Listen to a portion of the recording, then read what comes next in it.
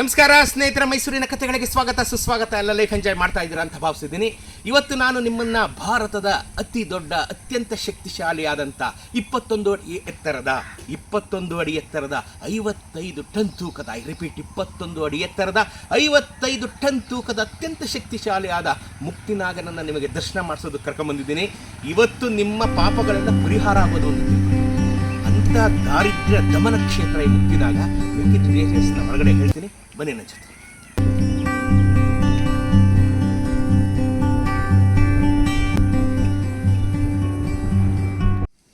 ಈ ಕ್ಷೇತ್ರ ಅತ್ಯಂತ ಶಕ್ತಿಶಾಲಿಯಾದಂಥ ಕ್ಷೇತ್ರ ಅಂತ ನಾನು ಯಾಕಪ್ಪ ಹೇಳಿದೆ ಅಂದರೆ, ಇದು ಜೀವಂತ ನಾಗಗಳ ಬನ. ನಾಗಬನ ಕಣ್ರಿ ಇದು, ಬಿಲೀಮಿ, ಜೀವಂತ ನಾಗಗಳ ಬನ.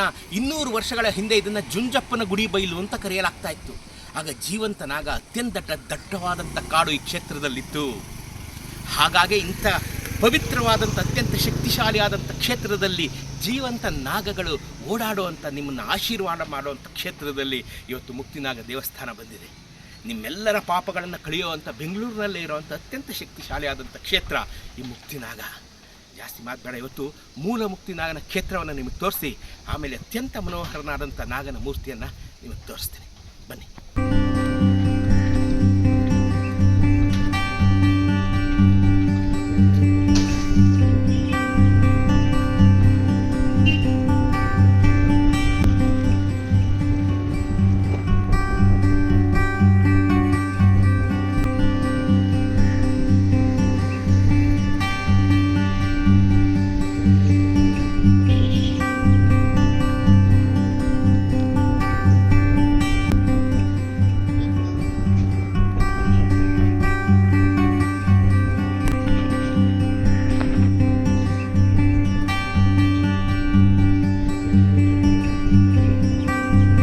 ಸ್ನೇಹಿತರೆ, ಈಗ ನೀವು ಅತ್ಯಂತ ಪುರಾತನವಾದಂಥ ಶ್ರೀ ಆದಿಮುಕ್ತಿನಾಗ ಸನ್ನಿಧಿಯನ್ನು ನೀವು ನೋಡ್ತಾ ಇದ್ದೀರಾ. ನಾನು ಆಗಲೇ ಹೇಳಿದಾಗ ಇದು ಜೀವಂತ ನಾಗಬನ ಕಂಡ್ರಿ. ಇದು ನಿಮ್ಮ ಪಾಪವೆಲ್ಲ ಇಲ್ಲಿ ನೀವು ಒಳಗೆ ಬರ್ತಿದ್ದಂಗೆ ಪರಿಹಾರ ಆಗುತ್ತೆ ದೇವರು ನೋಡೋಕ್ಕೆ ಮುಂಚೆನೆ. ಅಷ್ಟು ಶಕ್ತಿಶಾಲಿಯಾದಂಥ ಕ್ಷೇತ್ರ. ನೀವು ಮುಕ್ತಿನಾಗನ ದರ್ಶನ ಮಾಡೋದಕ್ಕೆ ಬಂದಾಗ ಶ್ರೀ ಆದಿಮುಕ್ತಿನಾಗನನ್ನು ನೀವು ದರ್ಶನ ಮಾಡಲೇಬೇಕು. ನೀವು ಹಂಗೆ ಹೊರಟೋಗಂಗಿಲ್ಲ. ಆದಿಮುಕ್ತಿನಾಗನನ್ನು ನಾನು ನಿಮ್ಗೆ ತೋರಿಸ್ತಾ ಇದ್ದೀನಿ. ನಿಮ್ಮ ಪೂಜೆಯ ಭಕ್ತಿ ಸಮರ್ಪಣೆ ನನಗೊಂದು 10 ಪೈಸೆ ನಿಮ್ಗೆ ಕೊಡಲೇಬೇಕು ನೀವು. ಇವರು ಆದಿಮುಕ್ತಿನಾಗ, ಇದು ನಾಗಬನ. ಇನ್ನೂ ಒಂದೆರಡು ಇದೆ, ಅದನ್ನು ನಾನು ತೋರಿಸ್ತೀನಿ, ಬನ್ನಿ.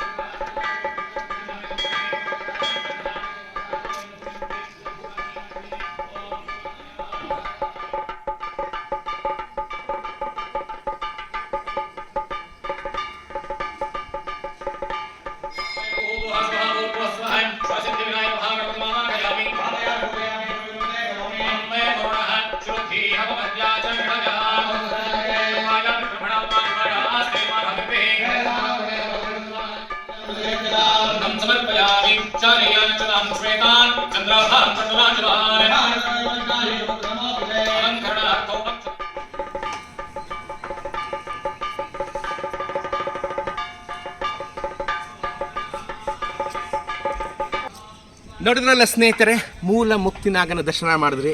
1008 ನಾಗಪ್ರತಿಷ್ಠೆಯನ್ನು ನೋಡಿ ಕಣ್ತುಂಬ್ಕೊಂಡ್ರಿ. ಈಗ ಬೃಹತ್ ಮುಕ್ತಿನಾಗನನ್ನು, ಶಕ್ತಿಶಾಲಿಯಾದಂಥ ಮುಕ್ತಿನಾಗನನ್ನು, ಪಾಪ ವಿಮುಕ್ತಿ ಮಾಡುವಂಥ ಮುಕ್ತಿನಾಗನನ್ನು, ದಾರಿದ್ರ್ಯ ದಮನವನ್ನು ಮಾಡುವಂಥ, ದಹನವನ್ನು ಮಾಡುವಂಥ ಮುಕ್ತಿನಾಗನನ್ನು ದರ್ಶನ ಮಾಡೋಣ, ಬನ್ನಿ.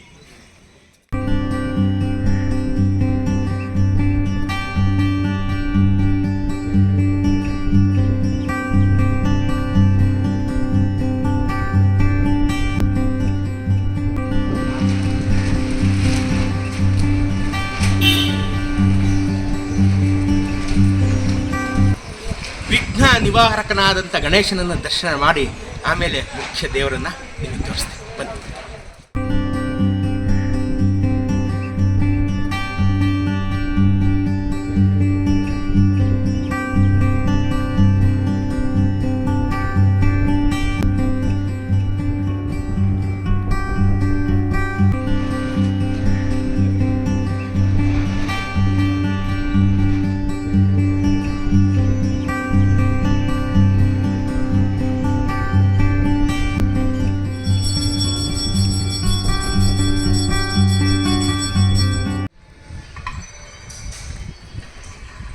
ಸ್ನೇಹಿತರೆ, ಈಗ ಅತ್ಯಂತ ಶಕ್ತಿಶಾಲಿಯಾದಂಥ ಮುಕ್ತಿನಾಥನನ್ನು ದರ್ಶನ ಮಾಡುವಂಥ ಸಮಯ.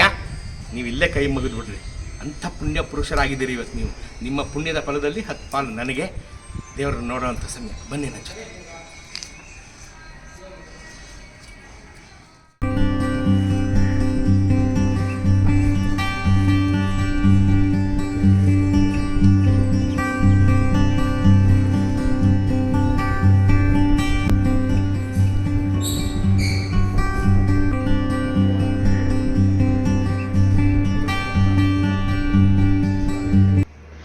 ಸ್ನೇಹಿತರೆ, ಈಗ ನಾನು ಮುಕ್ತಿನಾಗ ಕ್ಷೇತ್ರದ ಶ್ರೀ ಕ್ಷೇತ್ರದ ಧರ್ಮದರ್ಶಿಗಳಾದಂಥ ಡಾಕ್ಟರ್ ಗೌರಿ ಸುಬ್ರಹ್ಮಣ್ಯ ಅವ್ರನ್ನ ನಿಮಗೆ ಪರಿಚಯ ಮಾಡ್ತಾ ಇದ್ದೀನಿ. ಧರ್ಮಿ ನಮಗೆ ಗೊತ್ತುಕೊಳ್ಳೋ ಅಂತ ಹೌದು, ಜಗದ್ವಿಖ್ಯಾತಿಯಾದಂಥ ಎಲ್ಲರ ಮನೆಗಳಲ್ಲಿ ಮನಗಳಲ್ಲಿ ಪ್ರತಿಷ್ಠಾಪನೆ ಆಗೋಗಿರುವಂಥ ನಮ್ಮ ಮೇಡಮು, ಎಲ್ಲರ ಪ್ರೀತಿ ಪಾತ್ರರು. ಅವರು ಇವತ್ತು ಈ ದೇವಸ್ಥಾನದ ಹೊಣೆಯನ್ನು ತಮ್ಮ ಭುಜಗಳ ಮೇಲೆ ಹೊತ್ಕೊಂಡಿದ್ದಾರೆ. ಅವರನ್ನು ಕೇಳೋಣ. ಇದು ಹುಟ್ಟು ಬೆಳವಣಿಗೆ, ಈಗ ನಡೀತಿರ್ತಕ್ಕಂಥ ಕಾರ್ಯಗಳು, ಮುಂದಿನ ಯೋಜನೆಗಳು ಎಲ್ಲವನ್ನ ಅವ್ರ ಹತ್ರ ಕೇಳೋಣ. ನಮಸ್ತೆ ಮೇಡಮ್, ನಮ್ಮ ಚಾನೆಲ್ನ ಪರವಾಗಿ ನಿಮಗೆ ಪ್ರೀತಿಯ ಸ್ವಾಗತ. ನಮಸ್ತೆ. ತಾವು ಇದರ ಬಗ್ಗೆ ಓಂ ಶ್ರೀ ಮುಕ್ತಿನಾಗಾಯ ನಮಃ. ಈ ಕ್ಷೇತ್ರ ಹುಟ್ಟಿದ್ದು ಬಹಳ ಬಹಳ ವಿಶೇಷವಾಗಿ ಹುಟ್ಟಿ ಬೆಳೆದಂಥದ್ದು. ಈ ಜಾಗ ಇವತ್ತೇನು ಹೀಗೆ ಬೃಹದಾಕಾರವಾಗಿ ಮೈದಳೆದು ನಿಂತಿರ್ತಕ್ಕಂತಹ ಈ ದೇವಸ್ಥಾನ ಹಿಂದೊಂದು ದಿವಸ ಮುಳ್ಳಿನ ಕಾಡಾಗಿತ್ತು.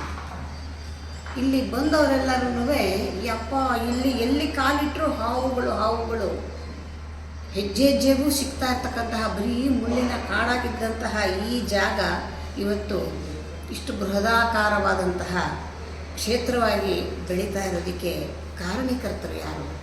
ಅವರನ್ನು ನಾವು ನೆನೆಸಲೇಬೇಕು. ಗುರೂಜಿ ಸುಬ್ರಹ್ಮಣ್ಯ ಶಾಸ್ತ್ರಿಗಳು ಕೇವಲ ಒಂದು ಕಾಲೇಜಿನ ಉಪನ್ಯಾಸಕರಾಗಿದ್ದಂಥವರು. ಆದರೆ ಬಹಳ ಸತ್ಯಸಂಧರು, ಸತ್ಯನಿಷ್ಠರು. ಯಾರಾದರೂ ಒಂದು ಸುಳ್ಳು ಹೇಳಿದರೂ ಕೂಡ ಅವರಿಗೆ ಸಹಿಸ್ತಾ ಇರಲಿಲ್ಲ. ಅಂತಹ ಅದ್ಭುತವಾದ ಒಂದು ವ್ಯಕ್ತಿತ್ವ ಅವರದ್ದು. ಅಂತಹವರನ್ನು ಮುಂದಿಟ್ಕೊಂಡು ಸ್ವಾಮಿ ಈ ಕ್ಷೇತ್ರವನ್ನು ನಿರ್ಮಾಣವನ್ನು ಮಾಡಿರ್ತಕ್ಕಂಥದ್ದು. ಅವರು ಕೂಡ ದೈವ ಭಕ್ತರಾಗಿದ್ದರು, ಸುಬ್ರಹ್ಮಣ್ಯನ ಭಕ್ತರಾಗಿದ್ದರು. ಪ್ರತಿ ತಿಂಗಳು ಕೂಡ ಕುಕ್ಕೆ ಸುಬ್ರಹ್ಮಣ್ಯಕ್ಕೆ ಹೋಗಿ ದೇವರ ಒಂದು ದರ್ಶನಕ್ಕೆ ಹೋಗಿ ಬರ್ತಾ ಇದ್ದಂಥವ್ರು.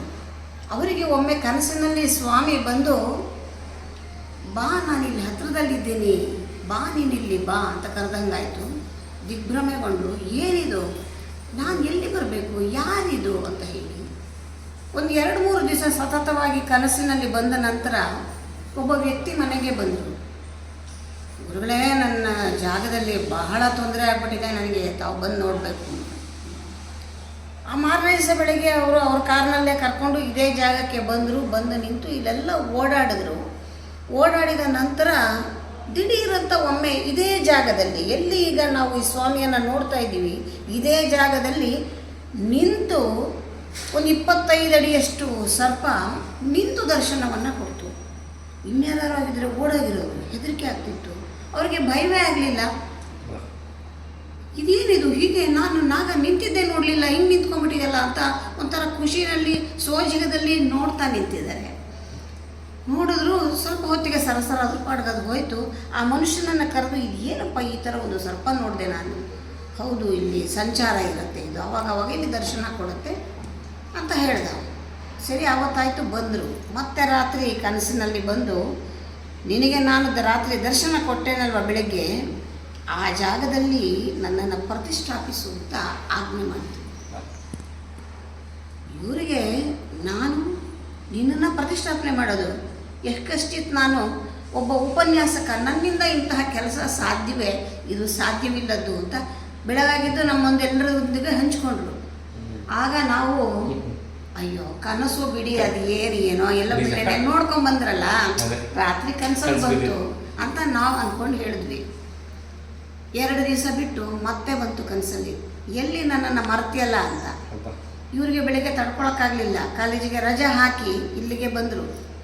ಬಂದು ಇಲ್ಲೆಲ್ಲ ಓಡಾಡ್ತಾರೆ. ಏನು ನನಗೆ ಎಲ್ಲ ರಾತ್ರಿ ಎಲ್ಲ ಕನಸಲ್ಲಿ ಈ ಥರ ನೀನು ಕಾಡಿಸೋದಕ್ಕೆ ಶುರು ಮಾಡಿದ್ದೀಯಾ? ನಾನು ಯಾರು? ನಿನಗೆ ಕ್ಷೇತ್ರ ಮಾಡೋದಕ್ಕೆ ಇದು ಯಾರ್ದೋ ಜಾಗ, ಏನು ಒಂದಕ್ಕೊಂದಕ್ಕೆ ಸಂಬಂಧನೇ ಇಲ್ಲ ಅಂತ ಅಂದ್ಕೊಂಡ್ರೆ ಅಲ್ಲಿ ಓಡಾಡುವಾಗ ಒಂದು ದೊಡ್ಡ ಹಾವಿನ ಪೊರೆ ಕಾಣಿಸ್ತು. ಅರೆ ಎಷ್ಟು ಚೆನ್ನಾಗಿದೆ ಇದು ಹಾವಿನ ಪೊರೆ ನೋಡಿ, ಕುತೂಹಲಕ್ಕೆ ಎತ್ಕೊಂಡು ಬಂದರು ಮನೆಗೆ. ತಂದಲ್ಲಿ ನಾವು ಖುಷಿಗೆ ನೋಡೋದಕ್ಕೆ ಚೆನ್ನಾಗಿದೆ ಅಂತ ನಮ್ಮನೆ ಟಿ ವಿ ಮೇಲೆ ಅಲಂಕಾರಕ್ಕೆ ಹಾರ ಹಾಕಿಟ್ವಿ. ಆಮೇಲೆ ಮತ್ತೆ ರಾತ್ರಿ ಕನಸಲ್ಲಿ ಬಂದು, ಸ್ವಾಮಿ ನಾನು ಎಷ್ಟತ್ರ ಇದ್ದೀನಿ ಅಂತ ನಿನಗೆ ಗೊತ್ತಾಯ್ತಲ್ವಾ? ನಿನ್ಗೆ ಅಂದರೆ ಕುರುಹು ನಾನು ಎಷ್ಟು ಎತ್ತರ ಇದ್ದೀನಿ ಅನ್ನೋಕ್ಕೋಸ್ಕರ ಸೂಚನೆಗೆ ಒಂದು ಪೊರೆಯನ್ನು ಬಿಟ್ಟು ಹೋಗಿತ್ತು. ಅದನ್ನು ನೋಡಿ ಬೆಳಗ್ಗೆದ್ದು ನಾವು ಟೇಪ್ ಇಟ್ಟು ಅಳತೆ ಮಾಡಿದಾಗ ಆ ಸ್ವಾಮಿ ಎಷ್ಟೆತ್ತರ ಇತ್ತು ಅಷ್ಟೆತ್ತರ ಇವತ್ತು ಈ ಸ್ವಾಮಿ ನಿಂತಿರ್ತಕ್ಕಂಥದ್ದು. ಯಾರಿಗೆ ಗೊತ್ತು ಇಷ್ಟೆತ್ತರ ಸ್ವಾಮಿಯನ್ನು ಮಾಡಬೇಕು ಅನ್ನೋ ಏನು ಅಂದಾಜೇನು ಯಾರಿಗೆ? ಆದರೆ ಅಷ್ಟು ಸುಲಭವಾಗಿರಲಿಲ್ಲ ಆ ಕೆಲಸ. ಆಮೇಲೆ ಮತ್ತೆ ಅದೇ ವ್ಯಕ್ತಿನ ಹೋಗಿ ನಿನ್ನ ಜಾಗ ಕಷ್ಟ ಅಂದ್ಯಲ್ಲಪ್ಪ, ಅದು ನನಗೆ ಕೊಡು ನಾನೇ ತಗೋತೀನಿ ಅಂದರೆ, ವಾ ಗುರುಗಳನ್ನ ಏನೋ ಜಾಗ ನೋಡಿ ಬನ್ನಿ ಅಂದರೆ ನನಗೆ ಕೊಡು ಅಂತಾರಲ್ಲ ಇವರು, ಇಲ್ಲೆಲ್ಲೋ ನಿಧಿ ಇರಬೇಕು ಅದಕ್ಕೆ ಕೇಳ್ತಾ ಇದ್ದಾರೆ ಅಂತ ಅವನಿಗೆ ಅನುಮಾನ. ಅವ್ನು ಕೊಡೋಕೆ ತಯಾರಿದ್ದ. ಯಾಕೆ ಅಂದರೆ ಅವ್ನಿಗೆ ಇಲ್ಲಿ ಏನು ಮಾಡಿದ್ರು ಏನೂ ಬೆಳೆಯನ್ನು ಬೆಳೆಯೋಕ್ಕಾಗಿರಲಿಲ್ಲ, ಏನೂ ಮಾಡೋಕ್ಕಾಗಿರಲಿಲ್ಲ. ಅದಕ್ಕೆ ಅವನೇನು ಮಾಡ್ದ, ಹೇಗೋ ಕೇಳ್ತಾ ಇದ್ದಾರೆ ಅಂದ್ಬಿಟ್ಟು 1ಕ್ಕೆ 2 ಬೆಲೆ ಹೇಳ್ದ.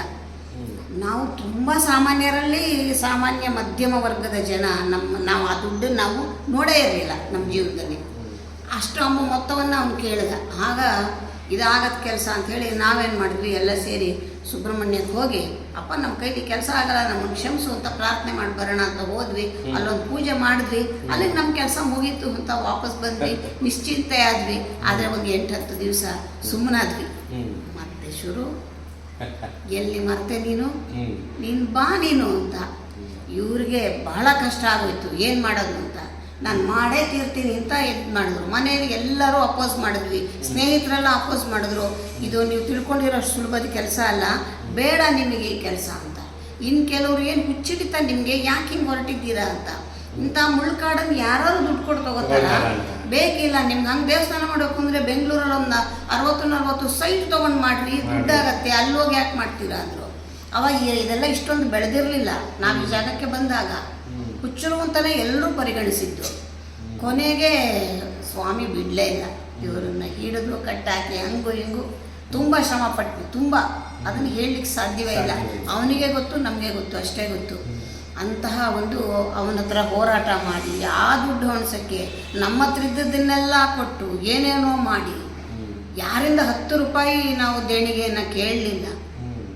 ಏನೇನು ನಮ್ಮ ಕೈಲಿ ಶಕ್ತಿ ಇದೆಯೋ ನಾವೇ ಒದ್ದಾಡಿ ಈ ಜಾಗವನ್ನು ತೆಗೆದುಕೊಂಡು ಇಲ್ಲಿ ಒಂದು ಸ್ವಾಮಿಯನ್ನು ಪ್ರತಿಷ್ಠಾಪನೆ ಮಾಡೋಕ್ಕೆ, ಒಂದು ವಿಗ್ರಹ ಮಾಡೋಕ್ಕೆ ಯಾರನ್ನ ಮಾಡಿಸೋದು ಅಂತ ಇಡೀ ಎಲ್ಲ ಕಡೆ ಇರೋ ಶಿಲ್ಪಿಗಳನ್ನೆಲ್ಲ ಹೋಗಿ ಕೇಳಿದ್ವಿ. ಯಾರೂ ಈ ಒಂದು ಎತ್ತರದ ಒಂದು ಬೃಹದಾಕಾರದ ಶಿಲ್ಪವನ್ನು ಕೆತ್ಕೊಡೋಕ್ಕೆ ನಮಗೆ ಸಾಧ್ಯ ಇಲ್ಲ, ಮಾಡೋಕ್ಕೆ ಕೆಲಸ ಇಲ್ಲ ಸರ್. ಇದನ್ನು ಮಾಡೋ ಹೊತ್ತಿಗೆ ನಾವು ಇನ್ನು ಎಷ್ಟೋ ಕೆಲಸ ಮಾಡ್ಬಿಡ್ಬೋದು, ಆಗಲ್ಲ ಅಂದರು.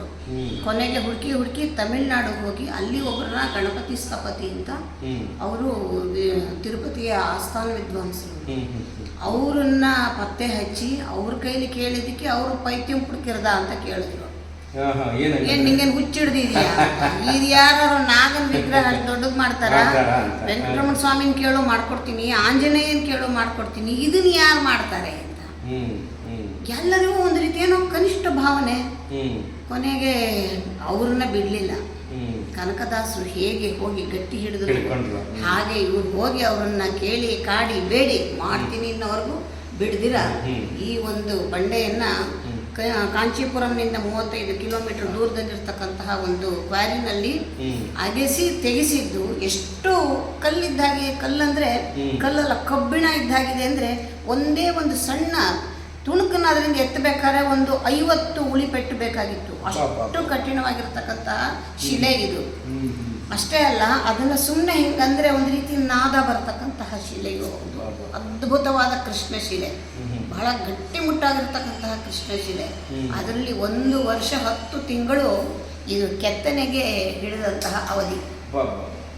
ಆ ದಿವಸ ಇದೆ ಸ್ವಾಮಿಯನ್ನು ತರೋದಕ್ಕೆ ರಸ್ತೆಗಳು ಕೂಡ ಈಗಿನ ಮಟ್ಟಿಗೆ ಇರಲಿಲ್ಲ, ದೊಡ್ಡ ದೊಡ್ಡ ರಸ್ತೆಗಳಿರಲಿಲ್ಲ, ತಿರುವುಗಳು ತುಂಬ ಇತ್ತು. ಇದನ್ನ ತಂದಿದ್ದು ತುಂಬ ದೊಡ್ಡ ಸಾಹಸ ಮಾಡಿ ನಾವು ಇದನ್ನ ತಂದಿದ್ದು. ಯಾರ ಪ್ರೋತ್ಸಾಹ ಇಲ್ಲ, ಯಾರದ್ದು ಒಂದು ಚೂರು ಸಹಾಯ ಇಲ್ಲ, ತುಂಬ ಕಷ್ಟಪಟ್ಟಿದ್ದಾರೆ. ಅವನ ಶಕ್ತಿ ಇಲ್ಲಿ ಏನಾದರೂ ನಾವೇನಾದ್ರೂ ನಮ್ಮಂಥ ಸಾಮಾನ್ಯರು ಇಂಥದ್ದೊಂದು ಕ್ಷೇತ್ರ ಇಲ್ಲಿ ಮಾಡಿದ್ದೀವಿ ಅಂದರೆ ಇಲ್ಲಿ ಈ ಶಕ್ತಿ ಇದೆ ಅನ್ನೋದಕ್ಕೆ ಇದಕ್ಕಿನ್ನ ಪುರಾವೆ ಇಲ್ಲ. ಕೃಷ್ಣಗಿರಿಲಿ ಮಳೆನೇ ಬರದೇ ಇರೋದು ಸ್ವಾಮಿ ವಿಗ್ರಹ ಬರುವಾಗ ಜೋರು ಮಳೆ ಬಂತು.